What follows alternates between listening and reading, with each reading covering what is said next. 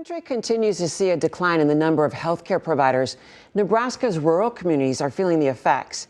Kaylee Searcy takes us into these communities as KETV investigates what could come next for the people living there.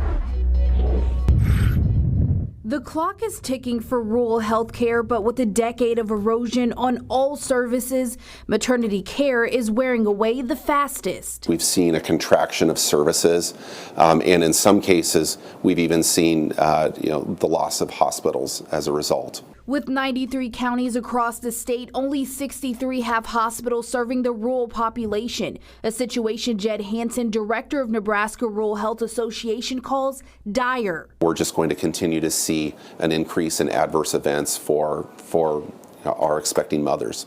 CDC data from 2020 shows the infant mortality rate in Nebraska was 5.5 deaths for every 1,000 births. So every mile counts when it comes down to receiving care. There's no way to make 90 miles 9 miles in care, and the availability in locations that can be reached and achieved by obstetric patients needs to be available to all of them for it to be safe.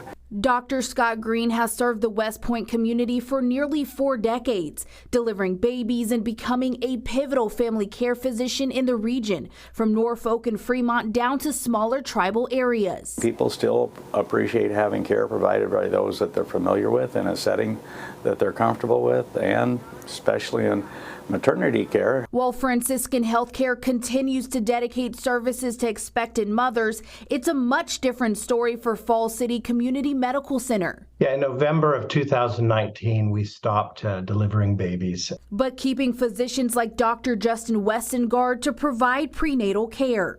Realities of primary care and in rural areas, there's just not enough people, to have I think we were probably doing like 40 to 50 deliveries a year. With low patient volume, Westengard says the medical staff wasn't getting the repetition they needed. You want somebody probably that's doing C-sections every week, not somebody that's doing C-sections one C-section every quarter.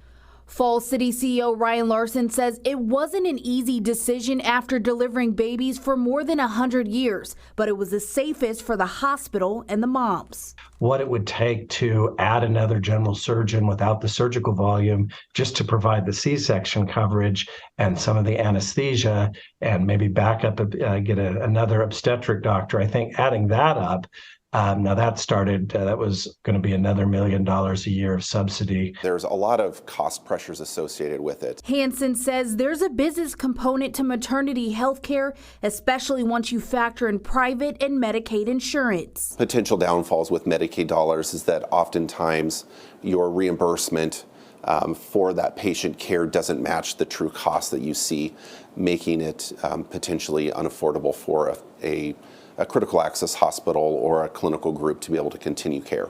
Although the technology has improved, Dr. Green says the basic principle of how to deliver a baby hasn't changed, but the amount of interest in the specialty has. Often a concern of ours, the residency programs don't have the same emphasis on obstetrics as they may have in the past.